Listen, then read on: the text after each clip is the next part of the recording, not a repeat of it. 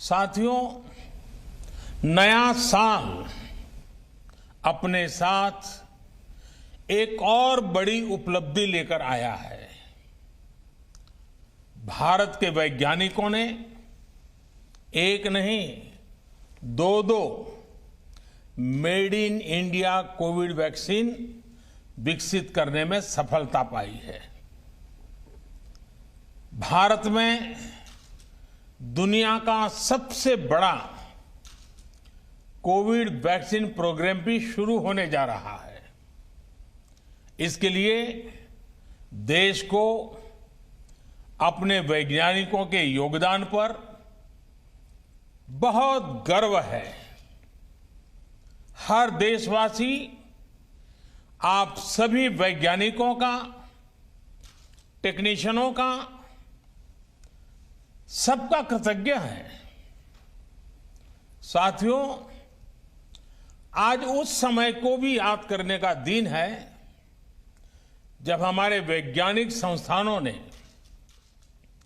आप सब ने कोरोना से मुकाबले के लिए वैक्सीन को विकसित करने के लिए दिन रात एक कर दिया। CSIR समेत अन्य संस्थानों ने एक साथ आकर हर चुनौती का सामना किया, नई नई परिस्थितियों के समाधान तलाशे। आपके इस समर्पण से आज देश में अपने इन साइंस इंस्टीट्यूशंस के प्रति जागरूकता और सम्मान का एक नया भाव पैदा हुआ है। हमारे युवा आज CSIR जैसे संस्थानों के बारे में और ज्यादा जानना समझना चाह रहे हैं। इसलिए मैं चाहूंगा कि CSIR के वैज्ञानिक देश के ज्यादा से ज्यादा स्कूलों के साथ, छात्र छात्राओं के साथ संवाद करें। कोरोना काल के अपने अनुभवों को और इस शोध क्षेत्र में किए गए कामों को नई पीढ़ी से साझा करें। इससे आने वाले कल में आपको युवा वैज्ञानिकों की नई पीढ़ी तैयार करने में, उन्हें प्रेरित करने में बड़ी मदद मिलेगी। साथियों, थोड़ी देर पहले 7.5 दशक की आपकी उपलब्धियों का यहां जिक्र हुआ है। इन वर्षों में इस संस्थान की अनेक महान विभूतियों ने देश की उत्तम से उत्तम सेवा की है। यहां से निकले समाधानों ने देश का पथ प्रशस्त किया है। CSIR, NPL ने देश के विकास के साइंटिफिक एवोल्यूशन और इवैल्यूएशन दोनों में अपना अहम रोल निभाया है। बीते सालों की उपलब्धियां और भविष्य की चुनौतियों पर चर्चा के लिए आज यहां कॉन्क्लेव भी हो रहा है। साथियों, आप जब पीछे देखते हैं तो आपकी शुरुआत गुलामी से बाहर निकले भारत के नवनिर्माण के लिए की गई थी। समय के साथ आपकी भूमिका में और विस्तार हुआ है। अब देश के सामने नए लक्ष्य हैं, नई मंजिलें भी हैं। देश वर्ष 2022 में अपनी स्वतंत्रता के 75 वर्ष पूरे कर रहा है। वर्ष 2047 में 2047 में हमारी आजादी के 100 वर्ष होंगे। इस टाइम पीरियड में हमें आत्मनिर्भर भारत के नए संकल्पों को ध्यान में रखते हुए नए मानकों, नए पैमानों, न्यू स्टैंडर्ड्स, न्यू बेंचमार्क्स को गढ़ने की दिशा में आगे बढ़ना ही है। साथियों, CSIR NPL तो भारत का एक प्रकार से टाइम कीपर है, यानी भारत के समय की देखरेख व्यवस्था आपके ही जिम्मे है। जब समय की जिम्मेदारी आपकी है तो समय का बदलाव भी आपसे ही शुरू होगा।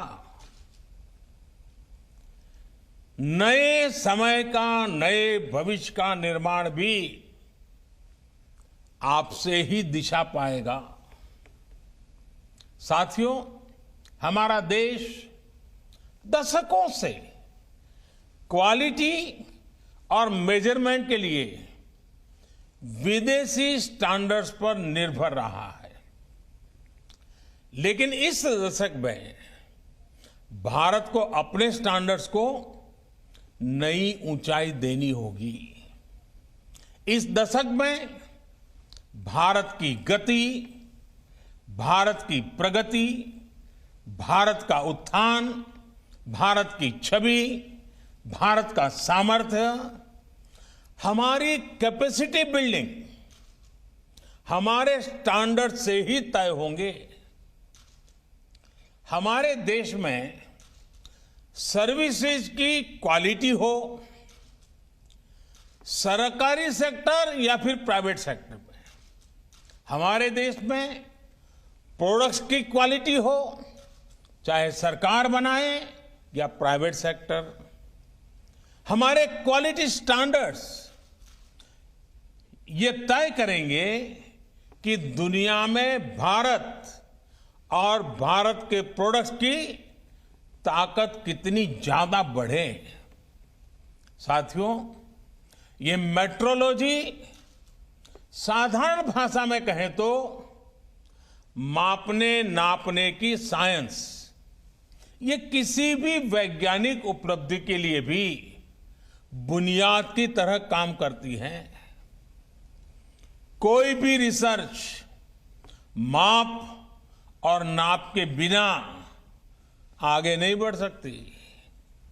यहां तक कि हमें अपनी उपलब्धि भी किसी न किसी पैमाने पर मापनी ही पड़ती है। इसलिए मेट्रोलॉजी मॉडर्निटी की आधारशिला है। जितनी बेहतर आपकी मेथोडोलॉजी होगी, उतनी ही बेहतर मेट्रोलॉजी होगी। और जितनी विश्वसनीय मेट्रोलॉजी जिस देश की होगी, उस देश की विश्वसनीयता दुनिया में उतनी ही ज्यादा होगी। मेट्रोलॉजी हमारे लिए मिरर की तरह होती है। दुनिया में हमारे प्रोडक्ट्स कहां स्टैंड कर रहे हैं, हमें क्या सुधार की जरूरत है, ये पहचान, ये सेल्फ इंट्रोस्पेक्शन मेट्रोलॉजी से ही तो संभव होता है। इसलिए आज जब देश आत्मनिर्भर भारत का अभियान, इसका संकल्प लेकर के आगे बढ़ रहा है, तो हमें याद रखना है कि इसका लक्ष्य क्वांटिटी भी है, लेकिन साथ साथ क्वालिटी भी उतनी ही महत्वपूर्ण है। यानी स्केल भी बढ़े और साथ साथ स्टैंडर्ड भी बढ़े। हमें दुनिया को केवल भारतीय उत्पादों से भरना नहीं है, ढेर नहीं खड़े कर रहे हैं। हमें भारतीय उत्पादों को खरीदने वाले हर एक कस्टमर का दिल भी जीतना है और दुनिया के हर कोने में दिल जीतना है। मेड इन इंडिया की न केवल ग्लोबल डिमांड हो, बल्कि ग्लोबल एक्सेप्टेंस भी हो, ये हमें सुनिश्चित करना है। हमें ब्रांड इंडिया को क्वालिटी, क्रेडिबिलिटी के मजबूत स्तंभों पर और मजबूत बनाना है।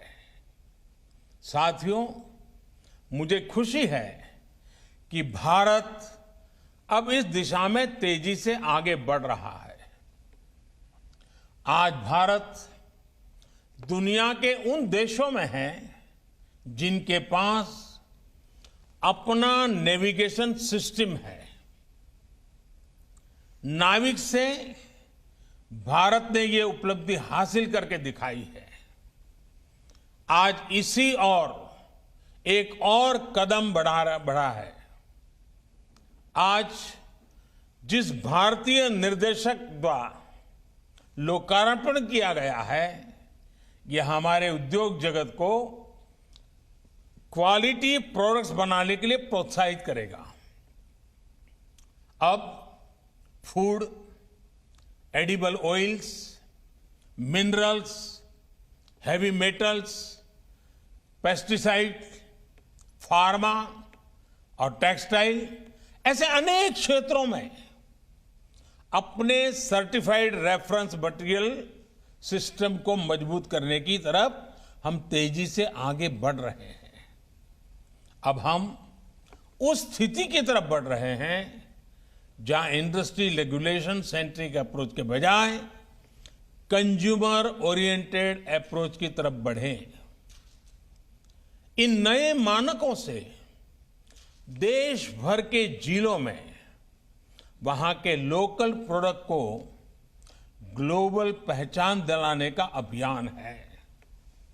उसको बहुत लाभ मिलेगा। इससे हमारे एमएसएमई सेक्टर को विशेष लाभ होगा, क्योंकि बाहर की जो बड़ी मैन्युफैक्चरिंग कंपनियां भारत आ रही हैं, उनको यहीं पर इंटरनेशनल स्टैंडर्ड्स की लोकल सप्लाई चेन मिलेगी। सबसे बड़ी बात, नए मानकों से एक्सपोर्ट और इंपोर्ट दोनों की क्वालिटी सुनिश्चित होगी।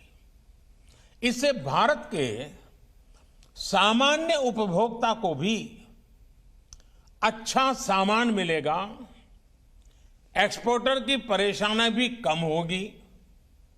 यानी हमारा प्रोडक्शन, हमारे प्रोडक्ट्स क्वालिटी में जितने बेहतर होंगे, उतनी ही ताकत देश की अर्थव्यवस्था को मिलेगी।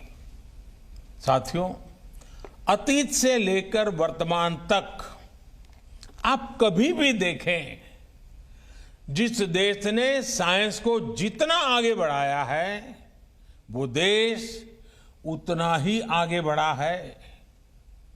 ये साइंस, टेक्नोलॉजी और इंडस्ट्री का वैल्यू क्रिएशन साइकिल है। साइंस से कोई आविष्कार होता है तो उसी के प्रकाश में टेक्नोलॉजी विकसित होती है, और टेक्नोलॉजी से इंडस्ट्री खड़ी होती है, नए उत्पाद तैयार होते हैं, नए आइटम निकलते थे, प्रोडक्ट निकलते हैं। इंडस्ट्री फिर नए रिसर्च के लिए साइंस में इन्वेस्ट करती है, और ये साइकिल नई संभावनाओं की दिशा में आगे बढ़ती जाती है। CSIR NPL ने भारत के इस वैल्यू साइकिल को आगे बढ़ाने में अहम भूमिका निभाई है। आज जब देश आत्मनिर्भर भारत के लक्ष्य को लेकर आगे बढ़ रहा है, तब साइंस से मास मैन्युफैक्चरिंग की इस वैल्यू क्रिएशन साइकिल, इसका महत्व और बढ़ जाता है। इसलिए CSIR को इसमें बड़ा रोल निभाना होगा। साथियों, CSIR NPL ने आज जिस नेशनल एटॉमिक टाइम स्केल उसे जो देश को सौंपा है, उससे भारत नैनो सेकंड यानी 1 सेकंड के 1 अरब हिस्से तक समय को मापने में भी आत्मनिर्भर बन गया है। 2.8 नैनो सेकंड इसका ये एक्यूरेसी लेवल हासिल करना अपने आप में बहुत बड़ा सामर्थ्य है। अब इंटरनेशनल स्टैंडर्ड टाइम, उसको हमारा Indian standard time 3 nano second से भी कम की एक्यूरेसी लेवल से मैच कर रहा है। इसमें इसरो सहित हमारे जितने भी संस्थान कटिंग एज टेक्नोलॉजी में काम कर रहे हैं, उनको बहुत मदद मिलने वाली है। इससे banking, railway, defence, health, telecom, weather forecast, disaster management, अनगिनत सेक्टर से जुड़ी आधुनिक टेक्नोलॉजी में ये बहुत मदद मिलेगी। इतना ही नहीं, ये इंडस्ट्री, हम जो इंडस्ट्री 4.0 की बात करते हैं, उस इंडस्ट्री 4.0 के लिए भी भारत की भूमिका को सशक्त करेगा।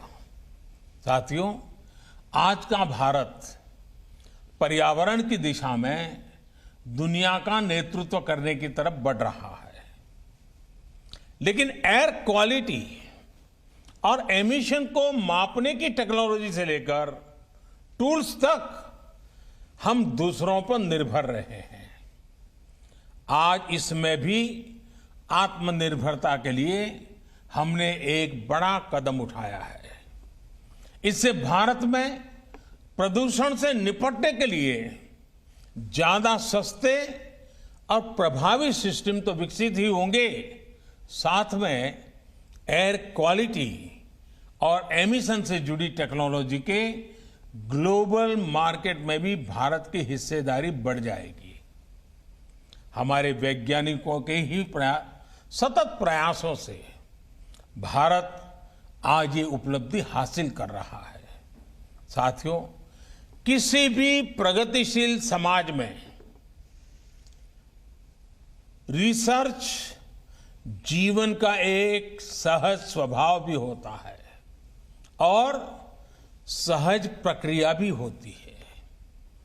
रिसर्च के प्रभाव कॉमर्शियल भी होते हैं, सोशल भी होते हैं, और रिसर्च हमारे ज्ञान को, हमारी समझ को विस्तार देने के लिए भी काम आती है। कई बार रिसर्च करते समय यह अंदाजा नहीं होता है कि फाइनल गोल के अलावा भी वो और किस दिशा में जाएगी, भविष्य में वो और किस काम आएगी। लेकिन इतना तय है कि रिसर्च ज्ञान का नया अध्याय कभी भी व्यर्थ नहीं जाता है। हमारे यहां शास्त्रों में जैसे कहा है ना, आत्मा कभी मरती नहीं है। मैं मानता हूं रिसर्च भी कभी मरती नहीं है। इसलिए मैं ऐसे कितने ही उदाहरण हैं, फादर ऑफ जेनेटिक्स मेंडल के काम को पहचान कब मिली? उनके जाने के बाद मिली। निकोला टेस्ला के काम का पोटेंशियल भी काफी बाद में दुनिया पूरी तरह समझी। कई रिसर्च हम जिस दिशा में, जिस उद्देश्य के लिए कर रहे होते हैं, वो पूरा नहीं होता, लेकिन वही रिसर्च किसी दूसरे सेक्टर में पाथ ब्रेकिंग हो जाती है। उदाहरण के तौर पर देखिए, जगदीश चंद्र बोस जी ने कोलकाता के प्रेसिडेंसी कॉलेज में माइक्रोवेव के सिद्धांत को प्रस्तुत किया था। सर बोस उनके कॉमर्शियल इस्तेमाल की दिशा में नहीं बढ़े, लेकिन आज रेडियो कम्युनिकेशन सिस्टम उसी सिद्धांत पर खड़ा है। विश्व युद्ध के समय जो रिसर्च युद्ध के लिए था या सैनिकों को बचाने के लिए हुई, बाद में उन्होंने ही अलग अलग सेक्टर्स को रिवॉल्यूशनाइज कर दिया। ड्रोन्स भी पहले युद्ध के लिए ही बनाए गए थे, लेकिन आज ड्रोन से फोटोशूट भी हो रहा है और सामान की डिलीवरी भी हो रही है। इसलिए आज ये जरूरी है कि हमारे वैज्ञानिक, हमारे खासकर युवा वैज्ञानिक रिसर्च के क्रॉस यूटिलाइजेशन की हर संभावना को एक्सप्लोर करें। उनके सेक्टर से बाहर उनकी रिसर्च को कैसे प्रयोग हो सकता है, ये सोच हमेशा रहनी चाहिए। साथियों, आपकी छोटी सी रिसर्च कैसे दुनिया का भविष्य बदल सकती है, कई उदाहरण हैं दुनिया में। अगर बिजली का उदाहरण ले ले, आज जीवन का कोई ऐसा हिस्सा नहीं है, कोई पहलू नहीं है जहां बिजली के बिना गुजारा हो सके। ट्रांसपोर्टेशन हो, कम्युनिकेशन हो, इंडस्ट्री हो या फिर रोजमर्रा का जीवन, सब कुछ बिजली से जुड़ा हुआ है। एक सेमीकंडक्टर के आविष्कार ने दुनिया इतनी बदल गई है। एक डिजिटल क्रांति ने हमारे जीवन को कितना एनरिच कर दिया है। ऐसी कितनी ही संभावनाएं इस नए भविष्य में हमारे युवा रिसर्चर के सामने पड़ी हैं। आने वाला भविष्य आज से बिल्कुल अलग होगा और इस दिशा में वो एक रिसर्च, वो एक आविष्कार आप ही को करना है। पिछले 6 सालों में देश ने इसके लिए नए सिरे से फ्यूचर रेडी इकोसिस्टम बनाने की दिशा में काम किया है। आज भारत ग्लोबल इनोवेशन रैंकिंग में दुनिया के टॉप 50 देशों में पहुंच गया है। देश में आज बेसिक रिसर्च पर भी जोर दिया जा रहा है और peer reviewed science and engineering publications की संख्या में भारत दुनिया के टॉप 3 देशों में है। आज भारत में इंडस्ट्री और इंस्टीट्यूशंस के बीच कोलैबोरेशन भी मजबूत किया जा रहा है। दुनिया की बड़ी बड़ी कंपनियां भी भारत में अपने रिसर्च सेंटर और फैसिलिटीज स्थापित कर रही है। बीते वर्षों में इन फैसिलिटीज की संख्या भी बहुत ज्यादा बढ़ी है। इसलिए साथियों, आज भारत के युवाओं के पास रिसर्च और इनोवेशन में असीम संभावनाएं हैं। लेकिन आज हमारे लिए जितना इनोवेशन क्रिटिकल है, उतना ही महत्वपूर्ण है इनोवेशन को इंस्टीट्यूशनलाइज करना। ये कैसे हो, इंटेलेक्चुअल प्रॉपर्टी की सुरक्षा कैसे हो, ये भी आज हमारे युवाओं को सिखाना है। हमें ये याद रखना है कि हमारे जितने पेटेंट्स होंगे, उनकी यूटिलिटी हमारे इन पेटेंट्स की होगी। हमारी रिसर्च जितने सेक्टर्स में लीड करेगी, उतनी ही आपकी पहचान मजबूत होगी, उतना ही ब्रांड इंडिया मजबूत होगा। हम सबको कर्मण्येवाधिकारस्ते मां फलेषु कदाचन के मंत्र में ऊर्जा लेकर कर्म में जुटे रहना है। और शायद इस मंत्र को जीवन में अगर किसी ने उतारा है तो मुझे हमेशा लगता है साइंटिस्टों ने उतारा हुआ है। उनका यही मन रहता है, वो लेबोरेटरी में एक ऋषि की तरह तपस्या करते रहते हैं और कर्मण्येवाधिकारस्ते मां फलेषु कदाचन, कर्म करते रहो, फल मिले या न मिले वो लगा रहता है। आप सिर्फ भारत की साइंस और टेक्नोलॉजी के एक कर्मयोगी नहीं है, बल्कि आप 130 करोड़ से ज्यादा भारतीयों की आशा और अपेक्षाओं की पूर्ति के भी साधक हैं। आप सफल होते रहें, इसी कामना के साथ आपको नए साल की फिर से बहुत बहुत शुभकामनाएं देता हूं। बहुत बहुत धन्यवाद। धन्यवाद प्रधानमंत्री जी आपका। आत्मनिर्भर भारत के लिए जो आपने सपना संजोया है, उसको कार्य करने के लिए राष्ट्रीय भौतिक प्रयोगशाला, जिसको देश का ग्रोथ इंजन भी कहा जाता है, क्योंकि विश्व स्तर के जितने भी मेजरमेंट्स हैं वो राष्ट्रीय भौतिक प्रयोगशाला के द्वारा राष्ट्र के सभी लैबों को, टेस्टिंग कैलिब्रेशन लैबों को दिया जाता है। तो हम आपके बहुत बहुत आभारी हैं। धन्यवाद sir. Presenting B News app, available on Google Play and App Store. Download it now.